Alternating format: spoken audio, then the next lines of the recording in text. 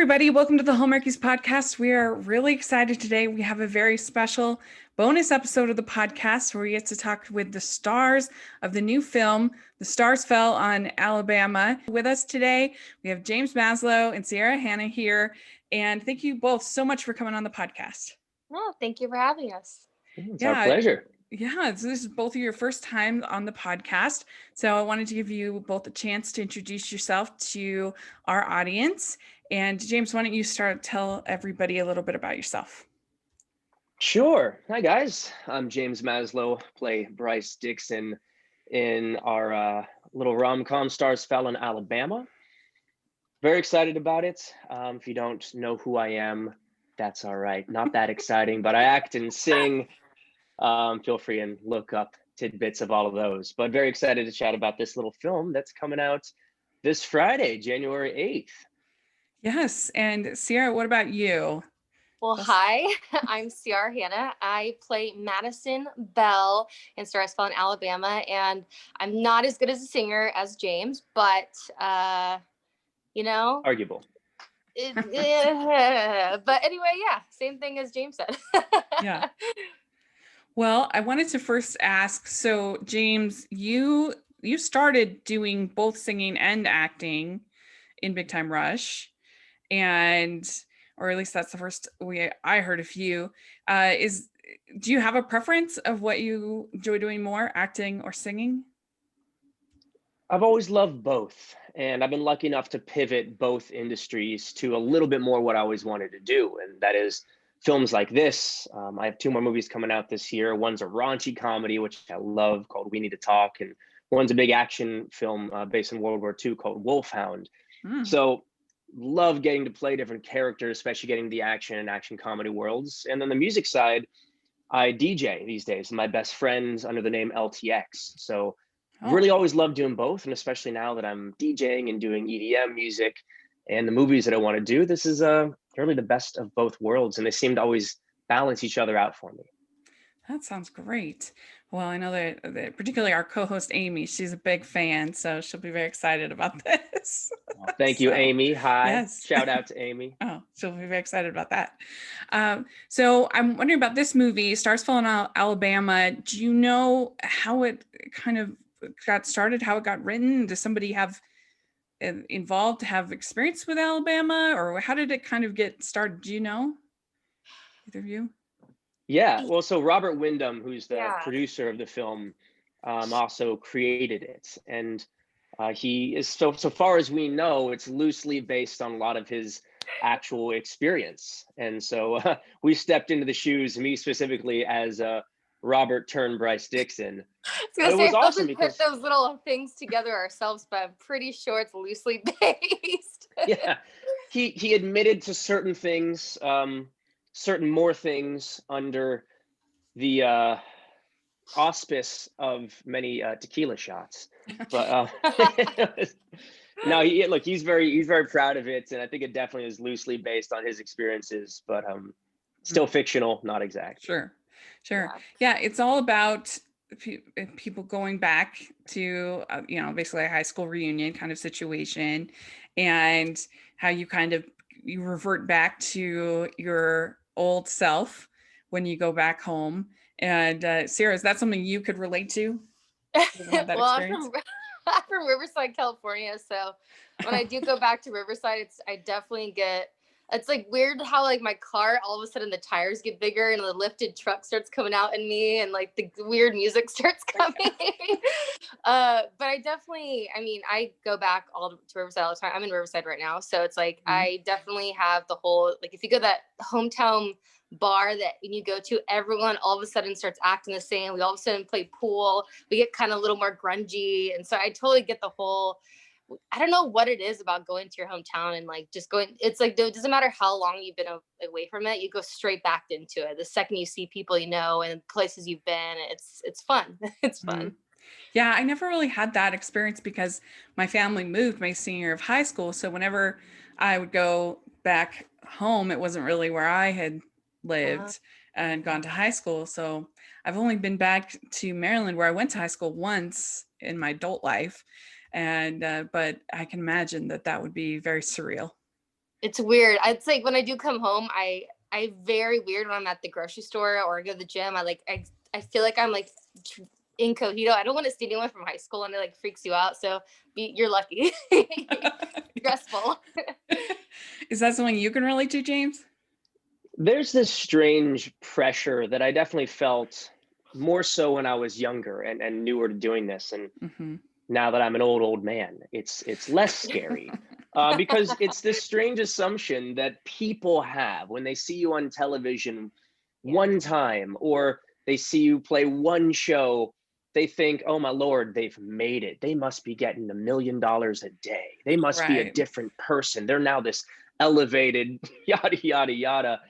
That just isn't true. You know, those of us, especially those of us that are continuing to work, just seem like the more grounded of the industry. You know, it's like when you're actually doing it, we're just grateful to be doing it. We're just happy to go to act and sing for a living and just want to keep that going. So I think it almost humbles you even more the more you go, like the less you want to be like that assumption. So it's strange when people think you're going to be one way and you're like, no, I'm just home visiting my family, going to CrossFit, nothing that exciting.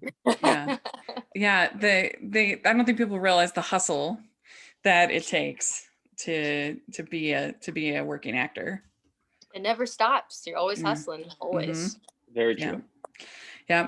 So in the movie, you play an agent, and then Ciara, you play a movie star.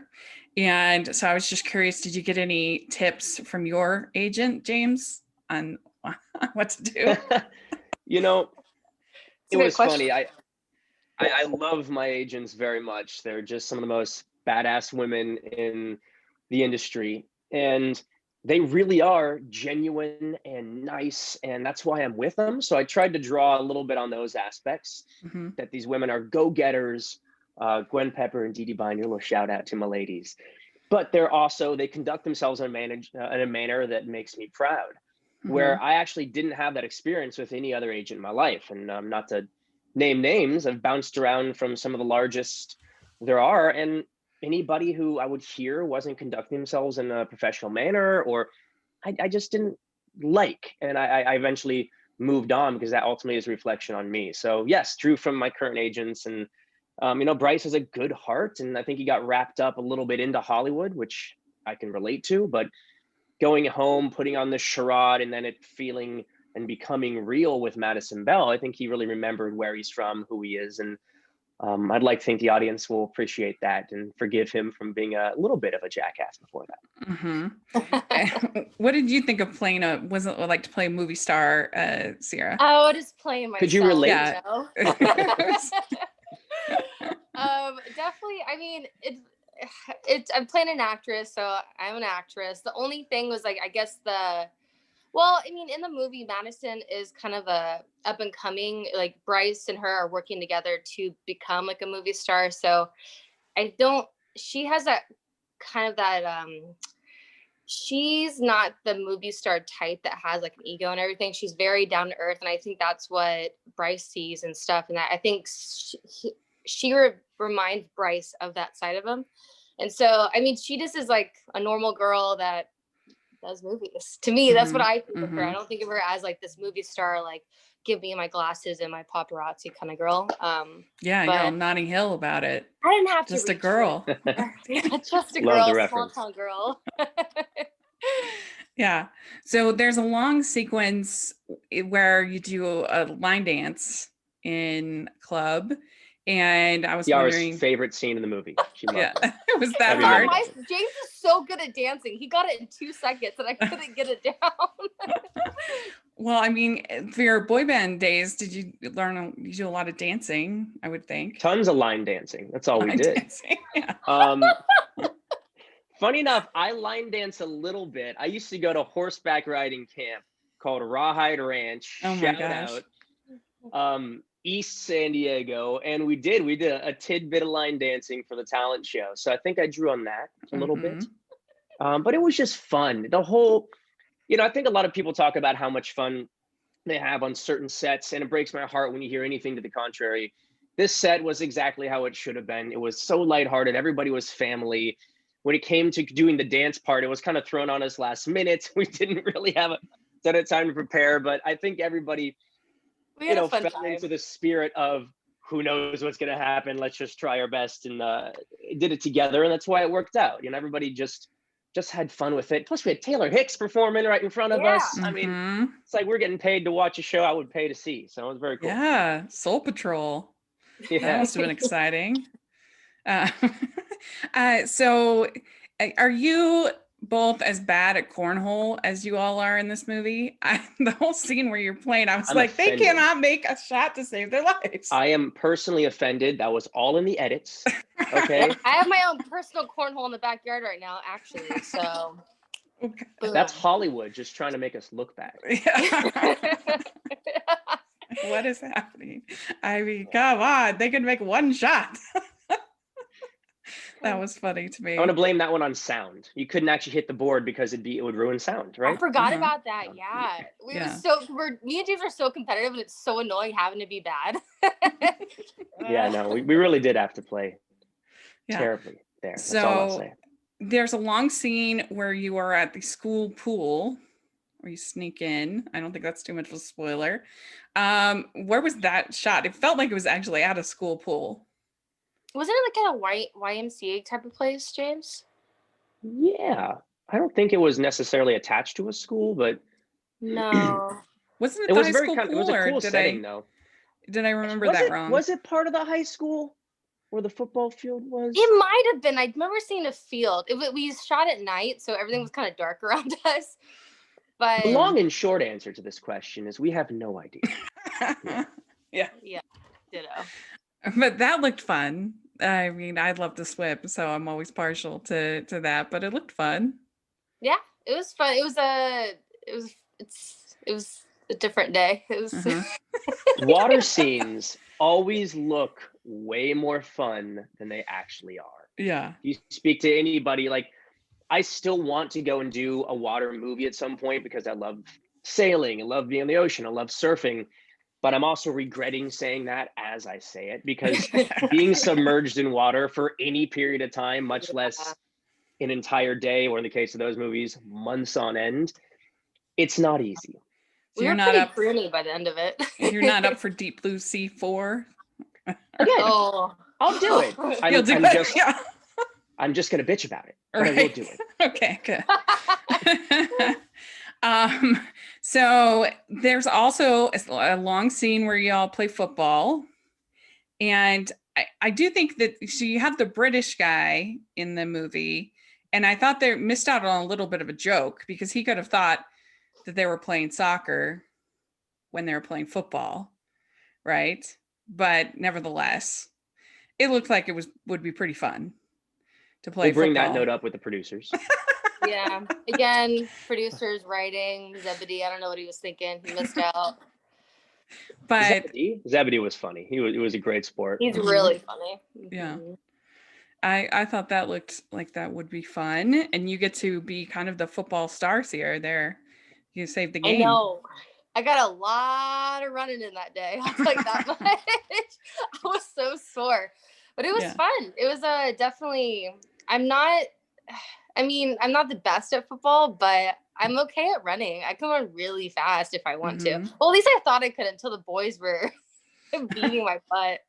But remember, half of that day was completely pouring too. So we shot half the day in the rain under tents trying to pretend like it wasn't raining. And then the other half of the day trying to pretend like it wasn't sunny. And then did a third day of green screen to try and make some of it match. Actually a very tough day to finalize. Yeah, actually. It was like literally pouring, freezing cold. We were like shivering, and I think it was one of the rainiest days, right? And it was like our one outdoor day. Right. Was this filmed in Vancouver? Buford, South Carolina. Oh, okay. Yeah, beautiful little town. I mean, honestly, all the exteriors and the majority of the interiors are these little quintessential mom and pop adorable stores that really exist there. So if you feel like taking a trip to Buford, South Carolina, they will welcome you, and they will talk about Stars Fell in Alabama, because they are all well aware that we filmed there. We took over the whole town. That's exciting. So when you have to have chemistry in a movie like this, is that challenging? How do you do anything to help like build up your chemistry? Well, I feel like with me and James, it was pretty easy because we've known each other for like 10 years. Oh, nice. Yeah, maybe even Yeah. longer. I moved to LA 14 years ago, and we had the same manager when we first were out here. So yeah, look, that alleviated a lot of the awkwardness that you do normally have when you meet somebody for the first time. And by day 2 or 3, you might be like making out or holding hands or doing something that is intimate. So it definitely was part of the reason that I wanted to do the project is immediate familiarity, and I knew I'd be working with a pro. Yeah. Oh, that's nice. Friend. Well, although it could be more awkward if it's somebody that you're friends with, then all of a sudden, I don't know. Was that challenge for you at all, Ciara? No, I mean, I feel like me and James, like I feel like we kind of fell into like, if I think the first couple of days we were just doing like awkward jokes, and then it just kind of like went out the window really quickly. So It wasn't too bad, but you have to kind of get over that little hill for a second, and then everything's fine and dandy. But it wasn't. No, I think a lot of people would expect it to be more awkward when you do know someone. Like, all right, time to make out. But it wasn't. No, when was this filmed? Oh, what, like last September through November, right? 2020 or 2019? 19. Okay. Yeah. Before the world went crazy. Yeah. Well, that's good. You don't have to worry about all the COVID stuff. Mm-hmm. Yeah. Before the world stopped. When we can make out freely on screen. Yeah. Right. So was there any certain networks are CGI-ing kisses these days? They are. And I'm like, they're using like mannequins and everything in soap operas right now. It's so insane to me. It's so crazy. That's so strange. So strange. Yeah, it's crazy. Well, you need to be grateful. One last question. So, Ciara, you sing Stars Fell in Alabama in the movie. And was there any talk about having the two of you duet it, or was that intimidating at all to be? I know you do duet it with the other actor. What was that like to sing? Very song? Very, very, very, very, very nerve-wracking. Originally, I told them I didn't want to sing it, and I was very terrified because, again, I used to sing when I was younger, but again, that was with my little baby girl voice, and then I just lost it growing up. Mm-hmm. So I'm definitely not a singer, but after production, because we had someone else sing it for me, and then they're like, you know what? So when we came back to LA, they brought me in the studio. And James, this was like, I was so terrified. But I can't wait to hear it. I don't think I've heard your final version. I'm ecstatic. Looking forward to it. After a shot of tequila or two, we got it down. And let's just say I'm so terrified for this movie just to hear like my singing voice. I'm so insecure. I don't go karaoke because I'm so weird about singing. And so it was definitely out of my comfort zone. I put in everything I have, so we'll see how it goes. You did a great job. I thought it was really good. So, and it's such a classic song. That's intimidating. Yeah, and there's so many different versions of it. When I first heard like that song we're doing, you can't even. There's so many different blah blah blah blah. But it's a beautiful song. It's like you said, it's kind of hard and intimidating to take that on when it's done so well so many times. And here comes me. Well, you did great. Well, thank you so much for coming on the podcast and talking with us about your film. It's going to be available everywhere VOD starting on Friday. And so people should check it out. We'll have the links to all of that in the description. People can take a look at the film. And again, it was so great to meet all of you. And do you have social media that you would like to share or anything like that, James? Yeah, I mean, you can look at my random adventures in life at James Maslow on Instagram or Facebook or Twitter. I got to be honest, I haven't been on in a minute. Sorry, Twitter world, but it's all just at James Maslow. Sweeties. Yeah. Ciara, what about you? Ciara Hanna 20. Add that little 20 in there just to spice things up. And you can look at my puppy and things that I do randomly throughout the day as well. Well, great. We'll have all of that in the description as well, so people can follow you and let us all know if you're listening what you think about all the different things we talked about. And if you get to see the movie, let us know what you think as well. And thanks so much, and have a happy new year and good luck with the film. Thank you. Thanks so much for having us on. Bye, everyone. We'd like to thank James and Ciara for coming on the podcast. This was a lot of fun to get to talk with them. And you can follow me at Rachel's Reviews, all over social media, iTunes, YouTube, and on Rotten Tomatoes. So check that out. And make sure you're following the podcast, The Hallmarkies Pod and Hallmarkies Podcast, all over social media. And if you're listening on iTunes, please leave your ratings and reviews. We really appreciate that. And if you are watching on YouTube, please give the video a thumbs up and subscribe to the channel. We appreciate that so much. And we also have our Patreon group and merch store, so check that out. And thank you very much. And we'll talk to you all later. Bye, everyone. Hey everybody, I just want to take a second from this episode today to tell you about the Hallmarkies Podcast Awards. Yes, we're doing another Hallmarkies Podcast Awards.